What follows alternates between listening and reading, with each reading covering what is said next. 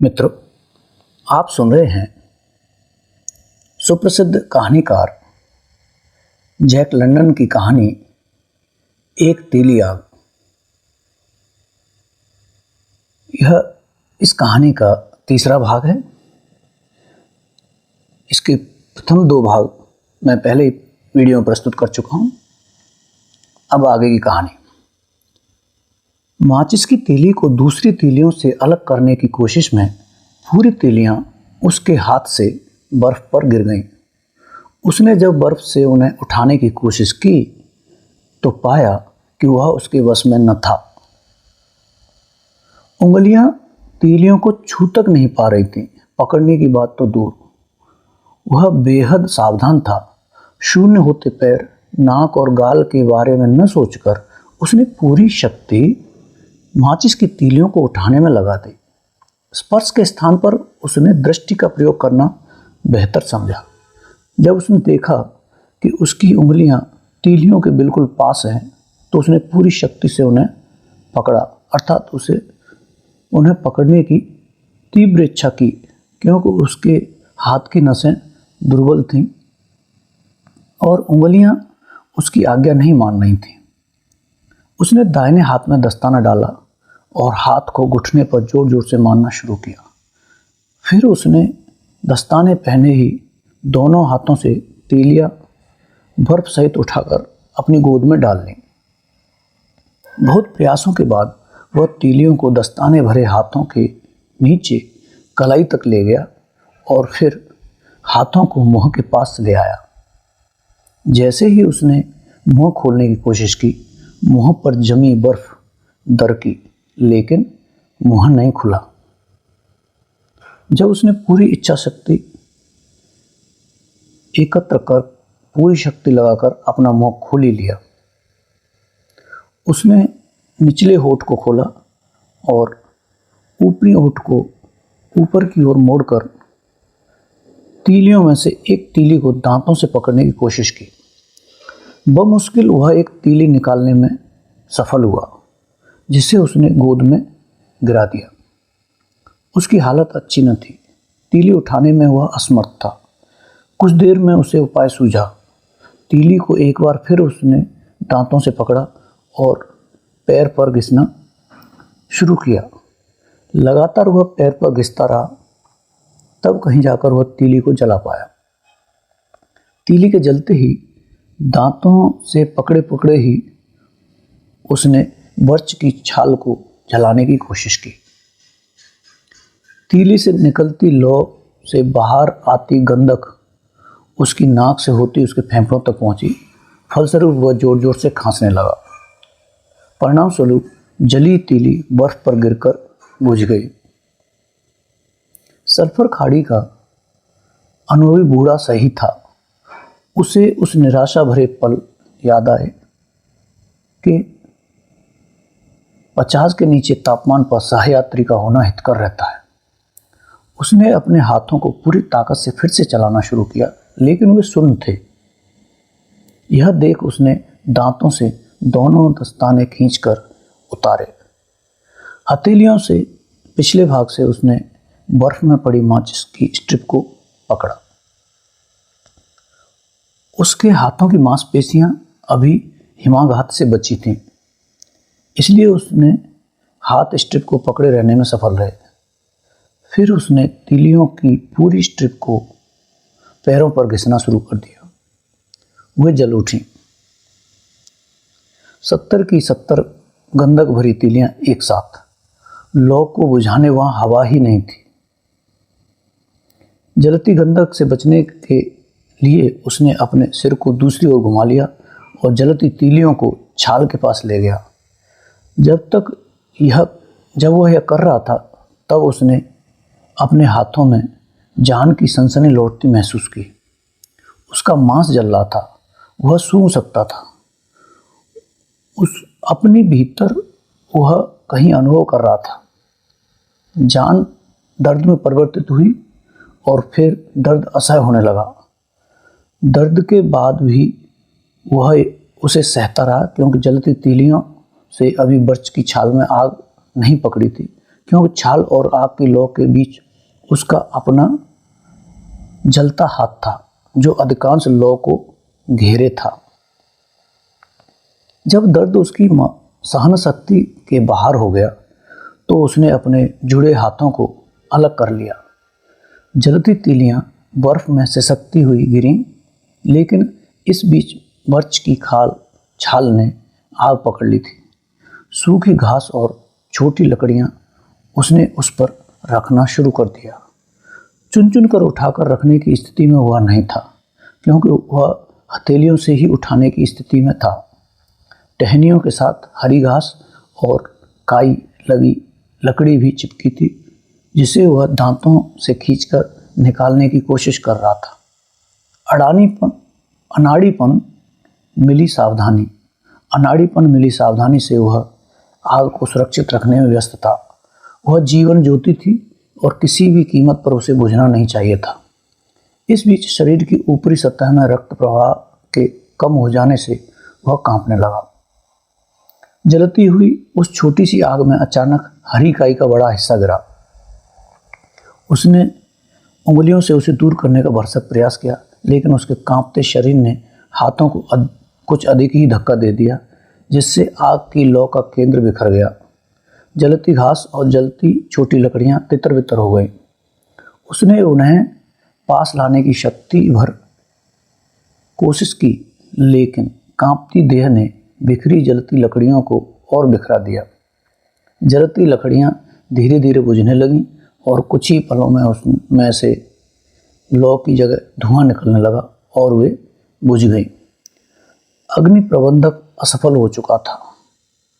उसने चारों ओर घोर निराशा में डूबते हुए तिनके की आशा में देखा।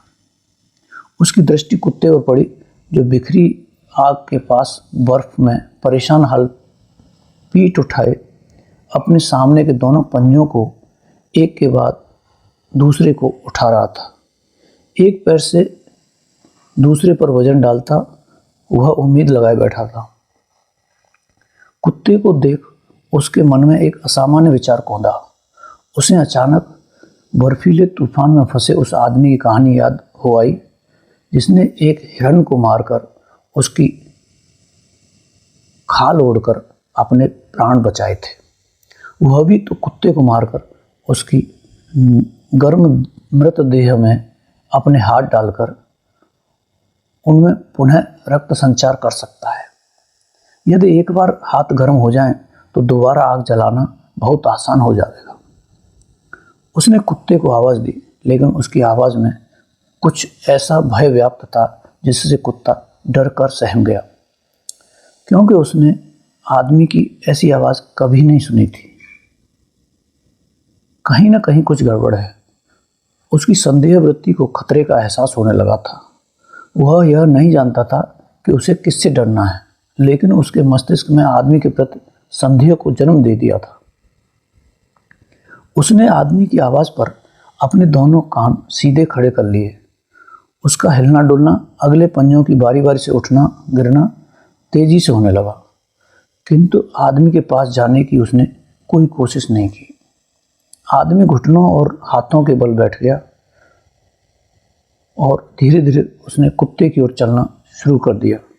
आदमी की इस विचित्र चाल से कुत्ते का संदेह और बढ़ गया।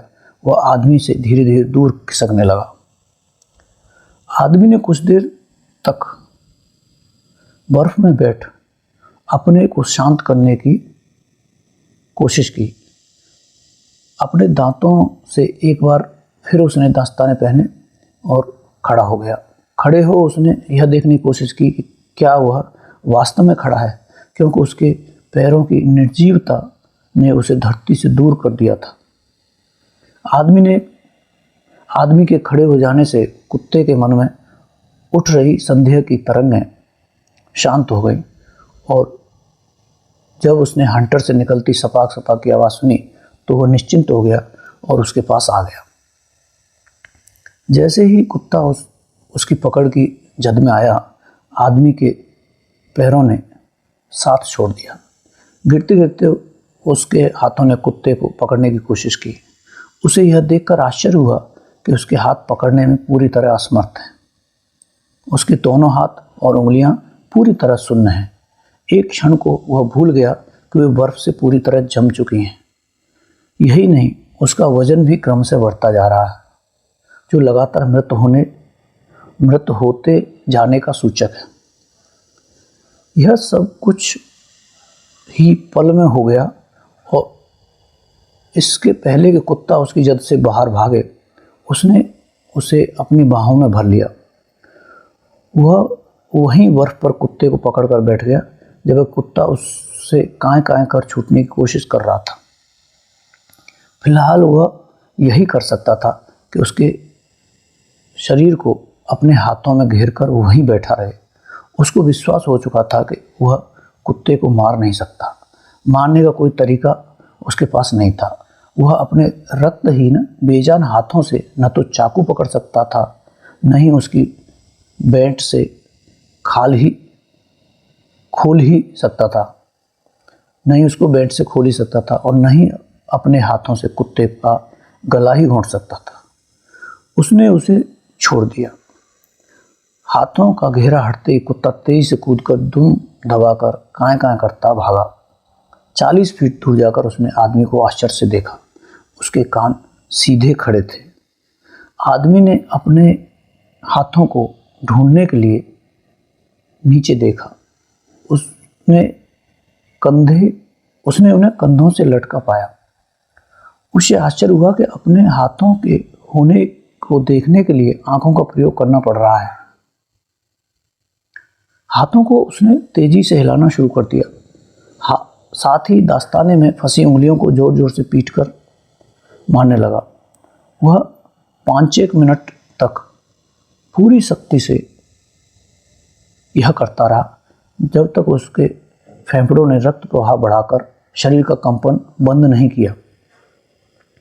इसके बाद भी उसके हाथों में जान का जरा सा भी आभास नहीं था। उसे लगा जैसे उसके हाथ कंधों से वजन लटका है। इस एहसास को उसने अपने भीतर से दूर करना चाहा, लेकिन वह इसमें सफल नहीं हुआ। वह बना रहा। एक धुंधली सी मृत्यु का भय उसके अंदर अचानक जाग गया। यह भय उंगलियों और पंजे के शीत से जमने का नहीं, हाथ और पैर खोने का ही नहीं, वरन जीवन और मृत्यु के बीच घटते फासले का था। उसके पास बचने के अवसर बिल्कुल भी नहीं थे। आतंकित हो वह तेजी से मुड़ा और धुंधली पगडंडी पर दौड़ने लगा। उसे दौड़ते देख कुत्ता भी उठा और उसके पीछे पीछे दौड़ने लगा। आदमी आतंकित हो अंधों की तरह तेजी से दौड़ रहा था।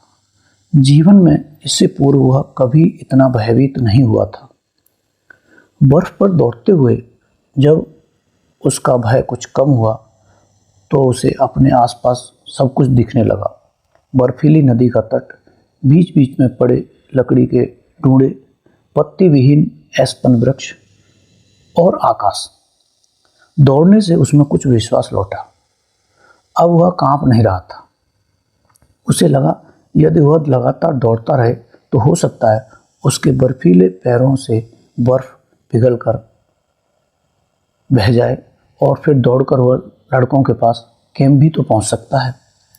उसे पूरा विश्वास था कि वह हाथ पैरों की कुछ उंगलियों के साथ अपने चेहरे का भी कुछ हिस्सा खो देगा, लेकिन कैंप के लड़के उसे बचा लेंगे।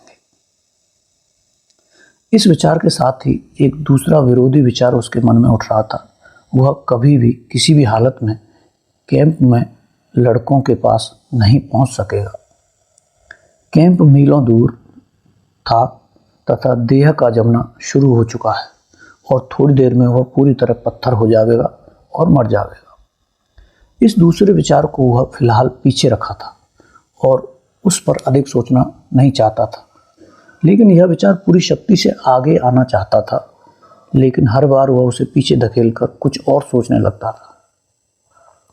उसे अपने लगातार दौड़ते रहने पर आश्चर्य हो रहा था। आखिर ये वही पैर थे जो इतने बेजान हो चुके थे कि जिन पर खड़े होना भी उसके बस में न था, और वह बर्फ पर गिर गया था। दौड़ते हुए भी उसे यही लग रहा था कि वह वास्तव में हवा में चल रहा है और उसका धरती से कोई संबंध नहीं है। उसने कभी बहते पारे को देखा था। उसे आश्चर्य हुआ कि पारे को धरती पर बहते हुए कुछ ऐसा ही अनुभव हुआ होगा जैसा वह अनुभव कर रहा है। कैंप में लड़कों के पास दौड़कर पहुंचने के उसके सिद्धांत में सबसे बड़ा दोष यह था कि उसके पास उतनी सहन शक्ति शेष नहीं थी। कई बार वह डगमगाया, लड़खड़ाया और फिर अंत में गिर गया। उसने जब उठने का प्रयास किया तो उससे उठते नहीं बना। उसे कुछ देर बैठकर आराम करना चाहिए। उसने निश्चय किया कि अगली बार बजाय दौड़ने के वह केवल चलेगा, बिना रुके चलता रहेगा। बैठे बैठे जब उसकी सांस सम हुई तो उसने अपने आप को तरोताज़ा और ऊर्जा से भरा पाया। अब वह कांप नहीं रहा था। उसे अपनी सीने और पेट में पर्याप्त गर्मी भी लग रही थी। इसके बाद भी जब उसने गालों और नाक को छुआ तो वो पूरी तरह जमे और बेजान थे। दौड़ने मात्र से उनमें रक्त संचार नहीं होने वाला और न ही हाथ पैरों की गलन कम होने वाली है। तभी उसके मन में विचार कौंधा, कहीं शरीर के गलने की मात्रा बढ़ तो नहीं रही है। उसने इस विचार को दबाने के लिए कुछ और सोचना शुरू किया। वह आतंकित होने से बचना चाहता था, क्योंकि आतंक का परिणाम वह देख चुका था। किंतु यह विचार बना रहा तब तक जब तक उसके सामने अपनी बर्फ से पूरी तरह जम चुकी देह की कल्पना को उसने साकार नहीं कर दिया। यह बकवास है, पूरी तरह बेवकूफ़ी भरी बकवास। इस पगलाने वाले विचार से बचने के लिए बदहवासी में वह पगडंडी पर फिर से दौड़ने लगा। बीच बीच में थक जाने पर वह रुका, लेकिन फिर वही बर्फीली देह आंखों के आगे आ गई। वह फिर दौड़ने लगा। उसकी इस सारी भागदौड़ में कुत्ता उसके पीछे पीछे बराबरी से चल रहा था, दौड़ रहा था। जब वह दूसरी बार गिरा तो कुत्ता उसके सामने अपनी पूंछ से अगले पंजों को ढककर उसे उत्सुकता से देखता बैठा रहा। कुत्ते को निश्चिंत और सुरक्षित देख वह क्रोध से उफन पड़ा और कुत्ते को गालियां तब तक बकता रहा जब तक कुत्ते ने अपना सिर बर्फ से सटाकर अपने दोनों कान फैला नहीं दिए। इस बार आदमी में ठंड से कांपना जल्दी शुरू हो गया। बर्फ से हो रहे इस युद्ध में वह पराजित हो रहा था। शीत अपने हिम बाणों से उसके पूरे शरीर पर लगातार आक्रमण कर रही थी। पराजय का विचार आते ही वह डगमगा कर उठा और दौड़ने लगा। बमुश्किल वह 100 फीट ही दौड़ पाया होगा कि वह फिर लड़खड़ाया और सिर के बल गिर गया। यह उसका अंतिम प्रयास था। जब उसकी सांस बराबर हुई और उसने अपने पर काबू पा लिया तो वह किसी तरह बैठ गया और उसने पूरी गरिमा के साथ मृत्यु का सामना करने के बारे में सोचना शुरू किया। हालांकि गौरवपूर्ण मृत्यु का विचार सरलता से मन में न तो उठा और न ही उसे सहजता से उसने स्वीकारा। उसके मन में दरअसल यह विचार आया कि गईन कटी मुर्गी की तरह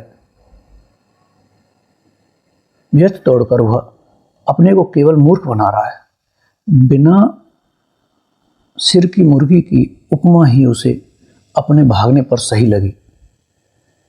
बहरहाल सच यही था कि उसका बर्फ का शिलाखंड हो जाना निश्चित है, अतः इस हिमानी मृत्यु को ढंग से ही स्वीकारना चाहिए।